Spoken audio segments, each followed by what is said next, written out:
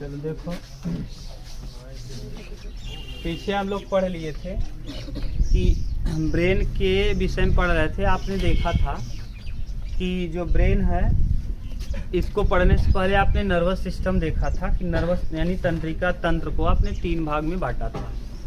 पहले भाग का नाम था, मुख्य रूप से 2 और कुल 3 होता है। पहले वाले का नाम था सेंट्रल नर्वस सिस्टम, दूसरे वाले का नाम था पेरिफेरल नर्वस सिस्टम और तीसरे वाले का नाम है ऑटोनॉमल नर्वस सिस्टम। ऑटोनॉमल वाला बहुत कम पूछता है, परानुकंपी और अनुकंपी, उसमें 2 ही आएगा। हम लिखा देंगे। परानुकंपी माने जैसे कोई क्रिया को बढ़ा देना, अनुकंपी माने उसको घटाना। तो ये हम लोग पढ़ लेंगे, पढ़ने को पढ़ लेंगे, लेकिन जानते रहो मुख्य रूप से 2, और उसमें भी मुख्य रूप से कौन, सेंट्रल नर्वस सिस्टम। जितना भी प्रश्न आपको मिलेगा 95% प्रश्न पहले वाले भाग से, जो अभी हम पढ़ रहे हैं, सबसे ज्यादा प्रश्न यहीं से मिलेगा। समझ गए? तो सेंट्रल नर्वस सिस्टम, तो 3 भाग में नर्वस सिस्टम को आपने बांटा है, पेरिफेरल, सेंट्रल और ऑटोनॉमल। तो पेरिफेरल नर्वस सिस्टम अभी हम नहीं पढ़े हैं, हम लोग पढ़ रहे हैं सेंट्रल। सेंट्रल नर्वस सिस्टम को 2 भाग में आपने बांटा था, एक का नाम था ब्रेन और दूसरे का नाम है स्पाइनल कॉर्ड। ब्रेन और ब्रेन जो है, ब्रेन को पढ़ना आप स्टार्ट किए थे, शायद 4-5 क्लास हो गई होगी, अभी ब्रेन ही चल रहा है। ब्रेन में हम लोगों ने पहला पढ़ा था कि ब्रेन के 3 पार्ट होते हैं, अग्र मस्तिष्क, मध्य मस्तिष्क और पश्चिम मस्तिष्क। अग्र मस्तिष्क, मध्य मस्तिष्क और पश्चिम। अग्र मस्तिष्क किसे कहते हैं? जो फ्रंट वाला भाग है। अग्र मस्तिष्क के भी 3 भाग ना, कौन कौन? सेरिब्रम है ना, सेरिब्रम, थैलेमस और हाइपोथैलेमस। सेरिब्रम का काम क्या था? सेरिब्रम बहुत इंपॉर्टेंट है, इसमें कई कार्य को आपको बताए थे। यह लगभग 2/3 होता है ना, और यह किसके? फूल गोभी के आकार का होता है, यानी उभरा और धसा हुआ। जो उभरा भाग होता है जाइरस, जो धसा हुआ भाग होता है सल्कस। यह 2 लोब्स में, 2 हेमिस्फीयर में बटा होता है, लेफ्ट हेमिस्फीयर और राइट। हेमी मतलब होता है गोला, हेमी मतलब अभी हम लोग पढ़ेंगे हेमिस्फीयर गोला, और हेमी मतलब अर्धगोला। तो अर्धगोले के आकार का होता है, गोला को स्फीयर कहेंगे, हेमिस्फीयर माने अर्धगोला। तो यह 2 अर्धगोले के आकार का होता है ना, पूरा कहोगे तो स्फीयर और आधा आधा है तो हेमिस्फीयर। तो ये 2 हेमिस्फीयर में लेफ्ट हेमिस्फीयर और राइट हेमिस्फीयर में बटा होता है। इसको जोड़ने का काम कार्पस कैल्शियम करता था। यही बुद्धिमत्ता का केंद्र होता है। अगर कार्पस कैल्शियम मोटा रहेगा तो आप ज्यादा बुद्धिमान रहेंगे, और कार्पस कैल्शियम अगर कम रहेगा तो आप बुद्धिमान कम होंगे। आइंस्टीन जो थे उनका कार्पस कैल्शियम अच्छा था। कार्पस कैल्शियम मतलब क्या होता है? या अगर मोटा रहेगा तो संवेदनाओं यानी सूचनाओं को बहुत तेजी से इधर उधर कर लेगा ट्रांसफर, इसीलिए आदमी बुद्धिमान होगा। अगर पतला रहेगा तो उतना तेजी से ट्रांसफर नहीं कर पाएगा न, सूचनाओं का आदान प्रदान उतना अच्छे से नहीं कर पाएगा, तो आदमी स्लो रहेगा। ठीक, ये आपने देख लिया था। इसी में आपने देखा था अमिगडाला न, अमिगडाला जो अगर निकाल दिया जाए तो आदमी का डर खत्म हो जाए। और इसी में आपने हिप्पोकैम्पस देखा था, जो एक्टिव हो जाए तो मिर्गी आने चालू हो जाता है और बहुत दर्द होता है। इसके बाद आपने दूसरा देखा था थैलेमस। थैलेमस का काम आपने देखा था, ये बाहरी सूचनाओं को बताता है, जैसे बाहरी वातावरण को। यह अंडाकार होता है, बाहरी वातावरण को बताने का कार्य करता है, जैसे गर्मी है बाहर की, ठंडी है, कोई चीज चुभ गया आपके पैर में, तो ये सब। इसके बाद था हाइपोथैलेमस। हाइपोथैलेमस आंतरिक चीज को बताता था। यह सबसे खतरनाक अंग है ना, ब्रेन का सबसे खतरनाक अंग। आपको भूख, प्यास, दर्द, सब आंतरिक चीजों को महसूस कराने का काम यही करता है। हाइपोथैलेमस एक्टिव हुआ तो आपको एक्टिव करके आपको और अच्छा भी बना सकता है, और आपको एक्टिव करके आपको खराब भी। प्रेम मोहब्बत में कौन एक्टिव हो जाता है? हाइपोथैलेमस। हाइपोथैलेमस प्रेम मोहब्बत में एक्टिव हो जाएगा तो फिर आपको भूख, प्यास, नींद कुछ नहीं लगेगा। ठीक, हाइपोथैलेमस ही पीयूष ग्रंथि को क्या करता है? कंट्रोल। पीयूष ग्रंथि को कंट्रोल करता है, इसीलिए हाइपोथैलेमस को दादा कहते हैं ना। दादा माने मास्टर ऑफ मास्टर ग्लैंड। हंसने आए हो बेवकूफ? मास्टर ऑफ मास्टर ग्लैंड किसको कहते हो? पीयूष ग्रंथि को। हाइपोथैलेमस में आपने देखा था कि ये जो ब्रेन होता है, इसके निचले पार्ट में एक डंठल नुमा संरचना होती है, जैसे फूल गोभी है, फूल गोभी के नीचे एक डंडी होती है, बिल्कुल सेम उस डंडी की तरह और इस डंडी को 3 भाग में आपने बांटा था। पहले भाग का नाम था मिड ब्रेन, दूसरे भाग का नाम था पोन्स, तीसरे भाग का नाम था मेडुला ऑब्लंगेटा। तो मिड ब्रेन, पोन्स और मेडुला ऑब्लंगेटा। तो मिड ब्रेन के विषय में भी आपने पढ़ लिया था। मिड ब्रेन के पीछे वाले भाग में, पिछले वाले एरिया में 4 मटर के दाने के आकार के लोब, छोटे छोटे दाने होते हैं, जिनको हम कहते हैं सुपीरियर कैलिकुलस और इंफीरियर कैलिकुलस। सुपीरियर कैलिकुलस का काम होता है आंखों को मूवमेंट प्रदान करना और क्या करना, इधर उधर आंख घुमा सको, आप आंख को मूवमेंट दे सको और अच्छे से किसी चीज को देखने में यही काम करता है। अगर आपको आंख में प्रॉब्लम हो रही है तो इसका मतलब आपका सुपीरियर कैलिकुलस गड़बड़ है। दूसरा इंफीरियर कैलिकुलस, इसका काम होता है सुनने में। अगर इंफीरियर कैलिकुलस गड़बड़ हुआ तो आपको कान में सनसनाहट बनी रहेगी, हमेशा आवाज सन करके आता रहेगा, ठीक। और इसको भी आपने 2 भाग में बांटा था मिड ब्रेन को।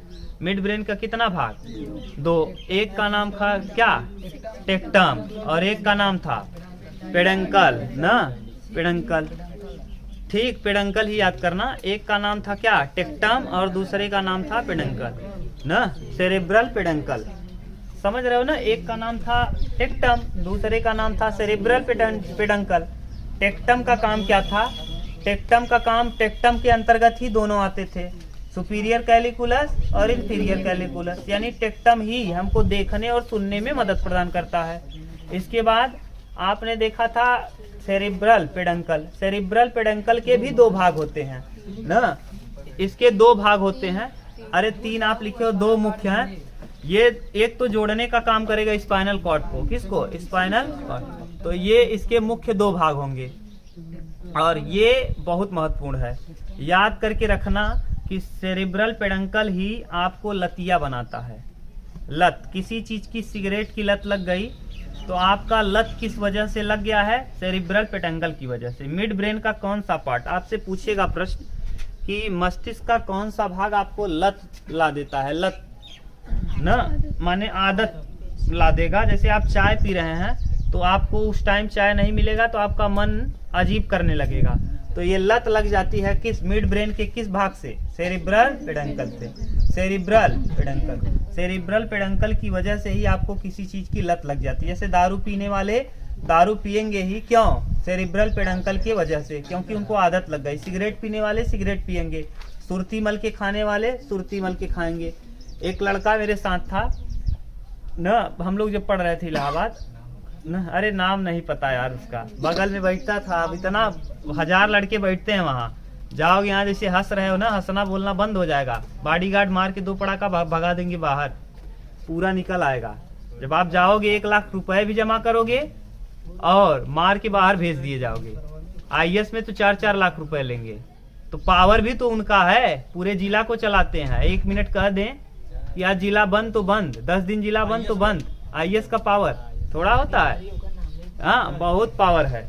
उतना पावर, हाँ खुलेगा तो खुलेगा, कुछ नहीं कर सकते आप। PM मोदी जी जो थे, हाँ मोदी जी जब आए थे, मोदी जी जब फॉर्म भरते हैं भैया, तो फॉर्म भरने जाते हैं ना तो DM के सामने खड़े रहते हैं पर्चा भरने के लिए। DM बैठा रहता है, PM होकर खड़े रहेंगे, समझ गए? ये है DM का पावर। यहाँ प्रांजल यादव था, बनारस का DM। मोदी जी प्रचार करना चाहते थे, आने नहीं दिया प्रचार में। 2014 से पहले नहीं आने दिया, कहा सुरक्षा नहीं दे पाएंगे, आप आइए, कोई घटना होती है आप जिम्मेदार हैं। नहीं आए। ये है पावर PM का, DM का, जान लो। DM अगर चाह, हाँ अब ये धीरे धीरे कुछ दिन अब आदमी बुद्धिमान हो जाएगा ना। जब नेता पढ़े लिखे आने लगेंगे ना तो देख लेना, फिर देश का किस्मत बदल जाएगा। अभी जब तक नेता पढ़े लिखे का मतलब ये नहीं हम कह रहे हैं कि पढ़ा लिखा माने सक्षम, ये पढ़ाई लिखाई पे अपना वो दिखाए। जापान उपान में पढ़े लिखे, जापान में अगर 2 मिनट, अभी जापान में भैया, जापान में अगर 3 मिनट लेट, एक आदमी 3 मिनट लेट गए, 2 लोग 3 मिनट पहले हो गए थे, माने जैसे 3 मिनट क्या किए, थंब लगा के 3 मिनट पहले ही काम को बंद कर दिए। पकड़ा गया कि 3 मिनट थंब पहले लग गया। उन लोगों को बुलाया गया, पूरे माने पूरे जापान की पब्लिक के सामने ऑन द स्पॉट, माने क्षमा मांगना पड़ा और 3 मिनट का सैलरी काट लिया गया। रो रहे थे, देखना वीडियो, रो रहे थे। सोच लो, ये है वहां की। आपके यहाँ उल्टा ट्रेन चला। आपके यहाँ सोचो, आपके यहाँ क्या है, अंगूठा लग गया, टीचर गायब है, मजा ले रहा है, अपना कोई मतलब नहीं। ये है सुविधा। अरे वही करिए, आप क्या करिए, जो सरकारी रख रहे हैं वित्त विहीन रख दीजिए। अरे वित्त विहीन मतलब 15,000 दीजिए, 60 उनको क्या देने की जरूरत है। जो सक्षम होगा वो रहेगा, जिसके अंदर टैलेंट है, जिसके अंदर ताकत है वो रहेगा। सर्वाइवल ऑफ द फिटेस्ट, जिसके अंदर दम है रहेगा, बच्चों का पसंदीदा रहेगा, नहीं रहेगा हटा दो, खत्म।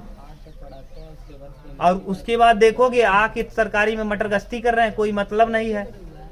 सरकारी टीचर कितना पढ़ा रहे हैं आप देख लो, बुला लो अभी, उनका टेस्ट होना चाहिए। जैसे बच्चों का हर साल होता है उसी तरीके से टीचर का भी टेस्ट हो, पूरे चैप्टर का, कहीं से कोई प्रश्न आ जाए। जैसे मैथ पढ़ा रहे हैं, पूरे मैथ का, चाहे जो कोई भी प्रश्न उठा के दे दें, अगर एक भी प्रश्न नहीं हल हुआ उनको क्या करो, हटा दो। देखो डर बना रहेगा, पूरा सिलेबस भी खत्म करेंगे और ईमानदारी से पढ़ाएंगे। ये हाँ, ये होगा जब पढ़े लिखे लोग आएंगे, सक्षम होंगे, धीरे धीरे होगा ना। ऐसी बात नहीं है कि नहीं होगा, होगा भैया। चलो देखो कहाँ हम लोग पढ़ रहे थे, लत लगने वाला आदत ना, माने मध्य मस्तिष्क में सेरिब्रल पेडंकल जो था, यही आपको लत लगा देता है किसी चीज का भी, चाहे जो कोई भी लत आपको हो, ये लगाने में कौन है, सेरिब्रल पेडंकल। तीसरा भाग ब्रेन का है, कौन सा, पश्च मस्तिष्क, पश्च मस्तिष्क,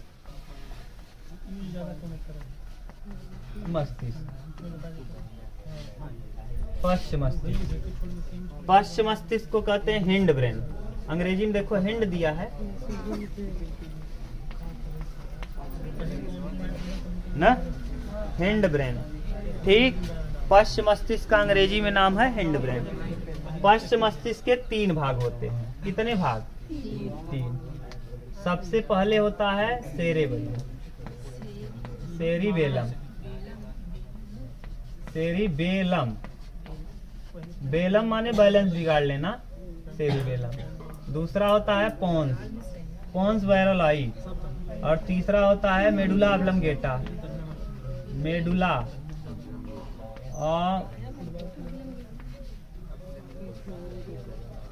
ऑब्लंगेटा। देखो इधर उधर मीनिंग होगा तो अपना ऑब्लंगेटा, डबल एल रहेगा क्या, UM, गाटा है क्या, ऑब्लंगेटा, ठीक। ये 3 है। ये सेरिबेलम देखो दूसरा सबसे बड़ा भाग है, दूसरा सबसे बड़ा उपभाग, दूसरा सबसे बड़ा उपभाग, बड़ा उपभाग, दूसरा सबसे बड़ा उपभाग कौन है, सेरिबेलम। पहला सबसे बड़ा उपभाग कौन था, सेरिब्रम, सेरिब्रम। ये दूसरा सबसे बड़ा उपभाग है। सेरिब्रम के बाद दूसरा सबसे बड़ा उपभाग कौन है, ये कहाँ होता है, ये पीछे की तरफ, डंठल के पीछे, ये देखो जो दिख रहा है, हाँ लाओ इधर, पोन्स को छोड़ो, ये देखो सेरिबेलम ये है। अब है नहीं तो दिखाते, ये किताब में ही देख लो, ये बड़ा वाला जो एरिया दिख रहा है यही है पूरा सेरिबेलम। यह भी 2 लोब्स में होता है। कितने लोब्स में, यह 2 लोब्स में होता है। सेरिबेलम आज हम लोग नहीं पढ़ेंगे, आज हम लोगों का टारगेट है, इसको पढ़ेंगे नहीं आज, कल हम लोग इसको देखेंगे, ये थोड़ा सा ज्यादा काम करेगा ना। तो आज हम लोगों का टारगेट है पोन्स और मेडुला ऑब्लंगेटा, ये दोनों टारगेट आज हम लोग कंप्लीट करेंगे। फिर हम लोग कल देखेंगे किसको, सेरिबेलम को। देखिए पोन्स जो होता है, ये आपके ब्रेन की अगर बात करेंगे ना, तो ब्रेन में कुल 12 जोड़ी, कितनी, 12 जोड़ी नसें निकली होती हैं। कितनी जोड़ी, 12।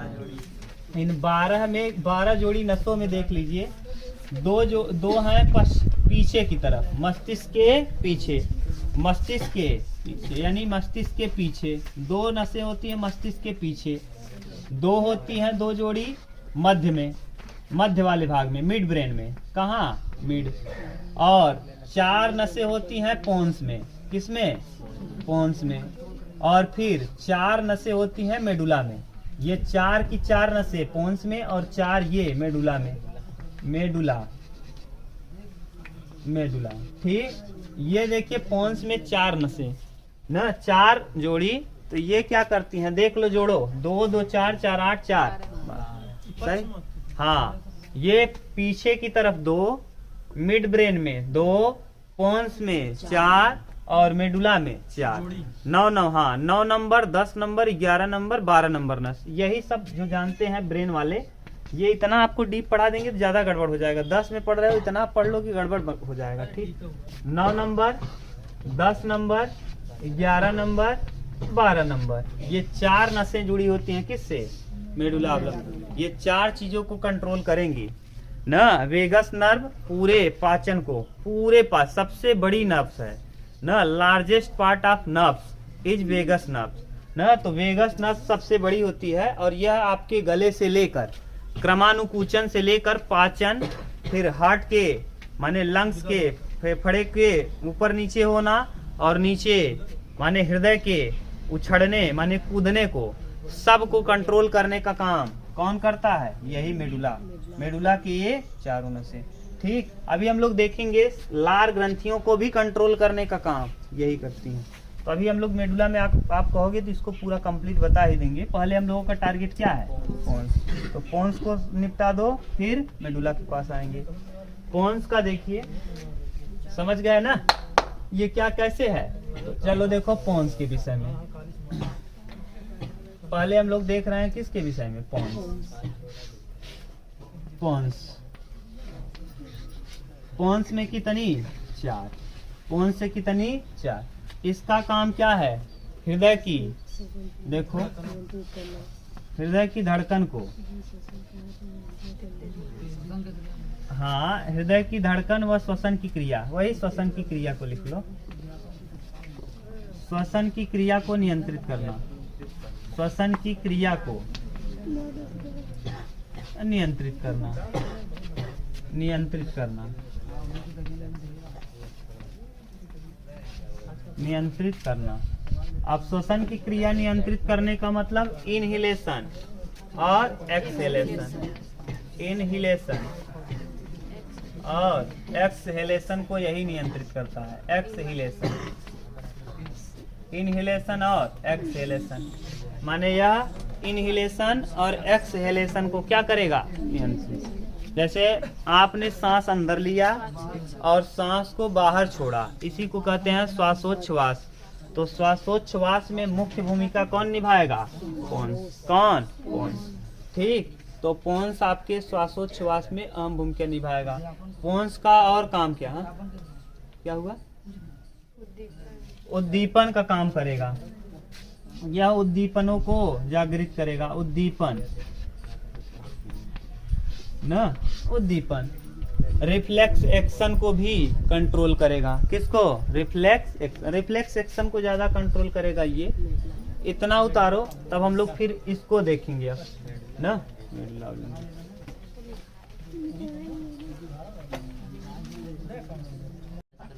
चलो अब आपने पोन्स देख लिया, अगला भाग है मेडुला। देखो अगर आपको संरचना याद हो भैया, तो एक संरचना हम आपको ऐसे बनाए थे, ये पीछे, ये देखो 4 भाग है, ये 4 मटर के दाने पीछे की तरफ होता है। इस तरीके का संरचना देखे थे आप, ये वाला संरचना जो था इसे कहे थे मिड ब्रेन, मिड ब्रेन। और मिड ब्रेन के बाद ये वाला संरचना था पोन्स, और ये वाला ही कहलाता है मेडुला ऑब्लंगेटा। अब ऑब्लंगाटा, ठीक, यही है मेडुला ऑब्लंगाटा। अभी आपने पोन्स के विषय में देख लिया ना। पोन्स में भी 4 जोड़ी नसें निकली होती हैं, और इसमें भी मेडुला ऑब्लंगेटा। इस मेडुला ऑब्लंगेटा का अगला हिस्सा जाके जुड़ेगा कहाँ, तंत्रिका तंत्र से। कहाँ, नर्वस सिस्टम यानी तंत्रिका तंत्र। जो आपको हम गोभी की जैसा संरचना बताए थे, गोभी की डंडी ये गोभी की डंडी ही है। ऊपर इसका ऊपर वाला भाग गोभी था और नीचे वाला डंठल था। इसी डंठल का ऊपरा भाग मिड ब्रेन, ऊपर वाला भाग, बीच वाला भाग पोन्स और नीचे वाला भाग मेडुला ऑब्लंगेटा। मेडुला ऑब्लंगेटा के नीचे यहाँ देखो, यहाँ एक छिद्र होता है। ये आप खूब अच्छे से हम आपको दिखा रहे हैं, घबराओ मत। ये है foramen magnum, foramen magnum, magnum. आप अगर याद हो तो कपाल को पूरा झिल्ली ढक के रखी है ना, मेनिंजिस झिल्ली और ऊपर क्रैनियम नामक हड्डी। लेकिन एक स्थान ऐसा है जहां पर एक माने क्रैनियम हड्डी नहीं, ये पीछे वाला। इसीलिए कहते हैं अगर आप किसी को झटके से यहाँ मारो तो मना करते हैं, कहते हैं बुद्धि कम हो जाए। या फिर आदमी अगर एक बैग मार दो कस के तो आदमी की मौत भी हो सकती है, और अगर एक बैग कस के डंडे से मार दो तो आदमी पागल भी हो सकता है। ये तीनों कंडीशन हो सकता है किस जगह पे चोट लगने पर, फोरामेन मैग्नम। क्योंकि यहाँ पर ये खाली डंठल है, खोखला डंठल है। कैसा खोखला, यहीं से जुड़ता है। मेडुला ऑब्लंगेटा के नीचे वाला भाग खोखला है, यही खोखला भाग क्या कहलाता है, फोरामेन मैग्नम। ये खोखला है और इसीलिए कहा जाता है कि ब्रेन के पीछे किसी को डायरेक्ट तेज से नहीं मारना चाहिए। यहाँ कभी आप चोट नहीं मारते। ये देखो दिख रहा होगा शायद, ये यही भाग है, यहाँ पर खाली स्थान है, क्रैनियम नहीं है। ठीक, तो यहाँ चोट भी नहीं मारना चाहिए किसी को। छोटे बच्चे को मारोगे तो उसकी बुद्धि कम हो जाएगी। यहाँ बार बार ऐसे वार करते रहोगे तो कम हो जाएगा।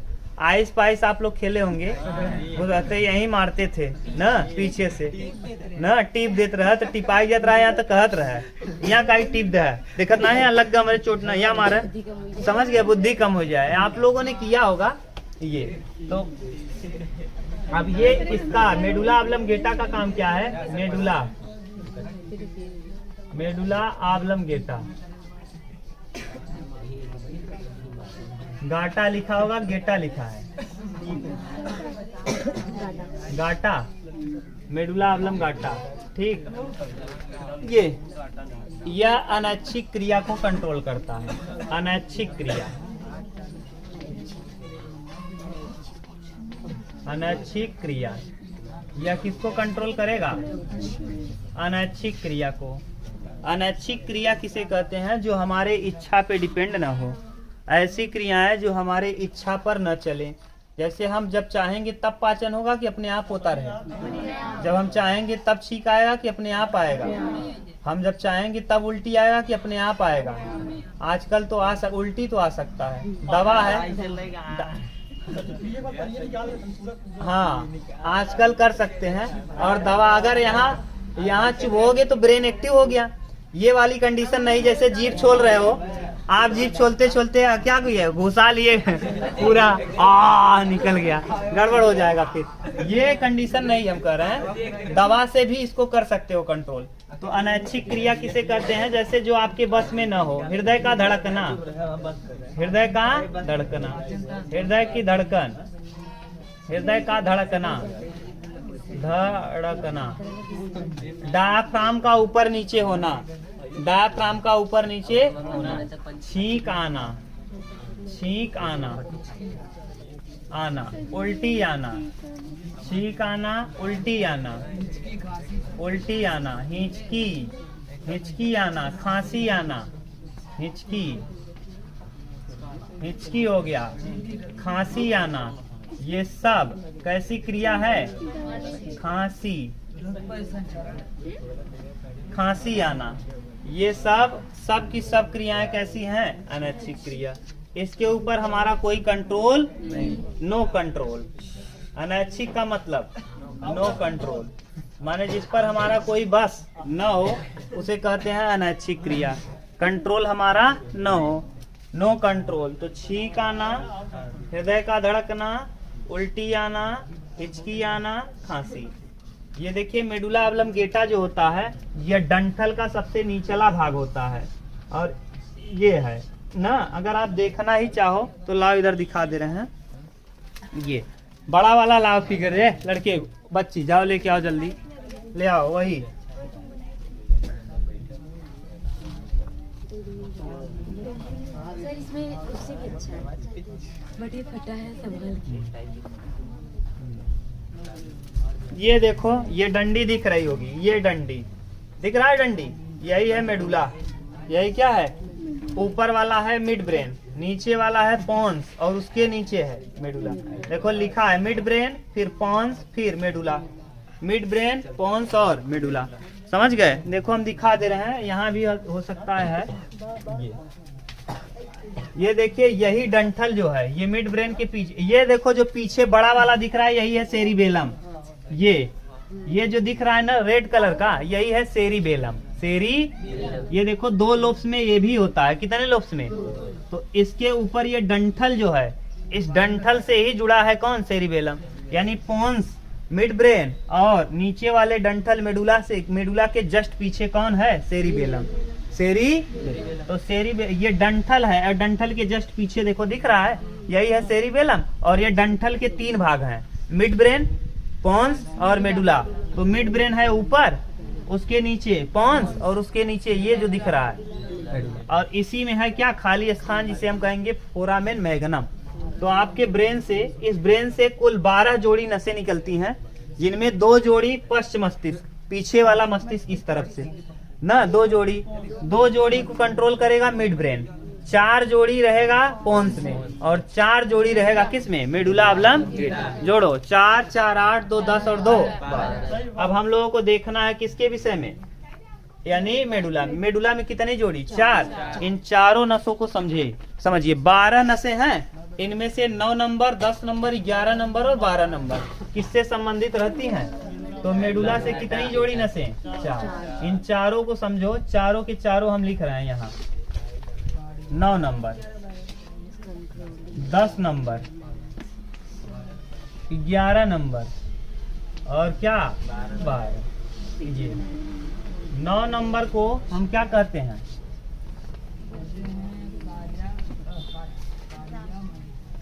बोलो, ग्रासोफेगस,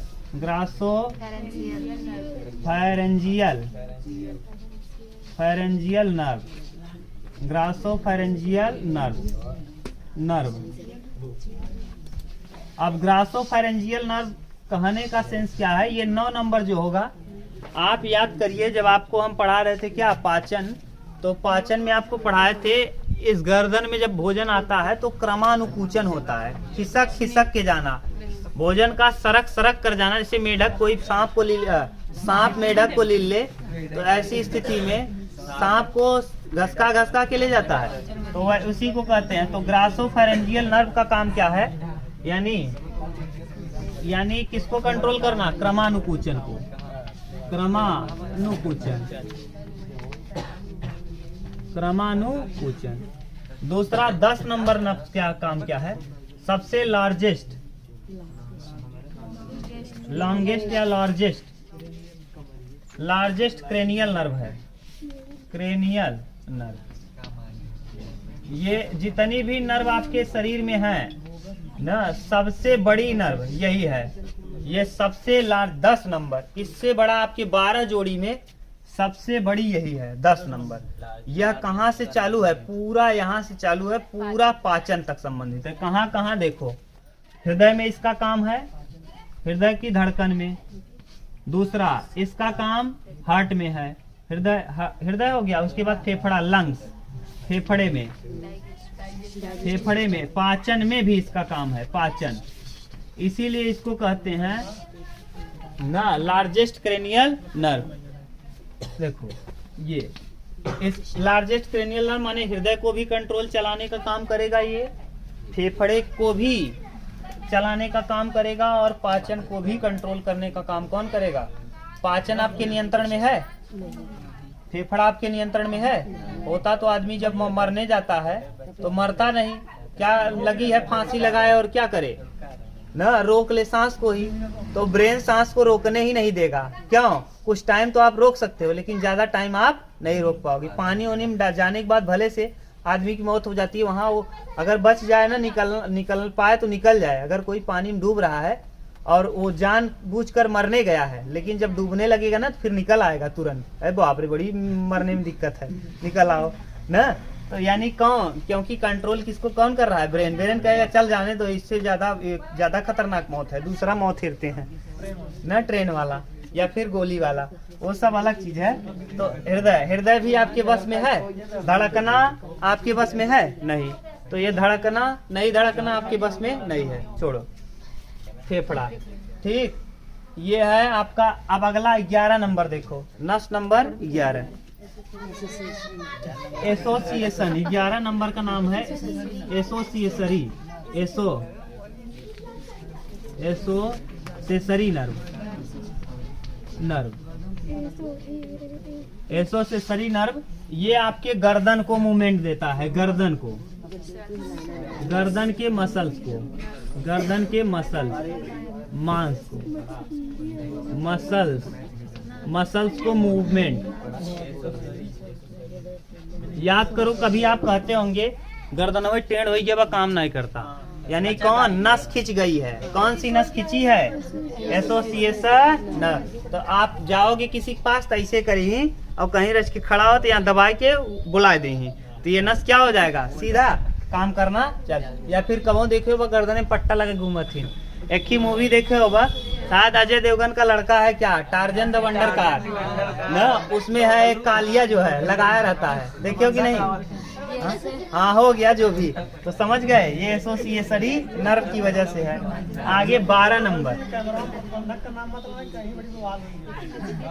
12 न, अरे प्रबंधक वही है केवल एक, दुनिया में बहुत प्रबंधक हैं, समझ गए। हम अपने घर के प्रबंधक की बात कर रहे हैं ना। 12 नंबर बोलो,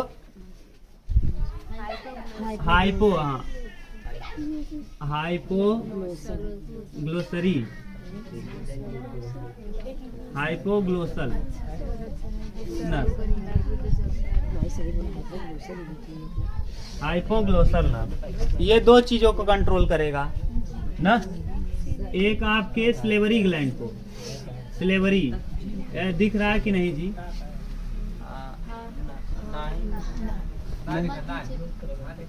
सर दिख रहा है बस। एक स्लेवरी ग्लैंड को ये कंट्रोल करेगा,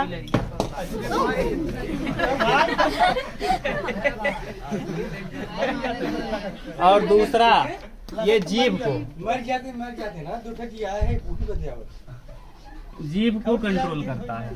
यानी ये देखिए लार, ध्यान सुनो, ये लार को भी कंट्रोल करेगा, यानी आपके मुंह में कितना लार निकलेगा, इस लार को कंट्रोल करने का काम किसका है। जैसे इमली आपने देख लिया, इमली आपने देखा तो मुंह में आना चालू हुआ, क्या खट्टा चीज देखने पे आ जाता है, किस वजह से, हाइपोग्लिसरी नर्व। ब्रेन एक्टिव हुआ, और ब्रेन एक्टिव होके किसको एक्टिव कर दिया, मेडुला ऑब्लंगेटा एक्टिव हुआ। अनैच्छिक क्रिया है ना लार आना, कि आप रोक लेते हो ना, दिखान आइन जाए ना, निमली दिखा आपके आ जाएगा, क्यों, क्योंकि ये किसके ऊपर है, मेडुला, और ये अनैच्छिक क्रिया है लार आना ना, तुरंत ही लार आवे लगे। या फिर कोई कुत्ता देखो आप, कहीं अच्छा चीज देख ले, तुरंत चूहे लगा तो पानी ना, और फिर वो भले इसको युद्ध करना पड़े, लेकिन युद्ध करके खाएगा जरूर वो, है कि नहीं। तो ये आप, अरे कहीं पशु कहीं मर जाते हैं तो आपने देखा होगा 2-3 कुत्ता आए वहाँ खात रहेंगे और रोके मारे ना, जेब से पानी गिरता रहेगा। तो ये किसकी वजह से, हाइपोग्लिसरी नर्व। और जीभ इसके कंट्रोल में रहता है, इसी जीभ को भी मूवमेंट करता है। जैसे आप कोई चीज खाते हो तो यहाँ रोटी को यहाँ से पीछे ले गए, पीछे से इधर चबाते हो तो घुमा घुमा के चबाते हो ना, तो चबाने घुमाने में कौन मदद कर रहा है, जीभ। तो ये जीभ नहीं, जीभ को भी कंट्रोल कर देता है। ठीक, ये है मेडुला ऑब्लंगेटा का कार्य। अब समझ गए मेडुला ऑब्लंगेटा पूरा कंप्लीट अच्छे से।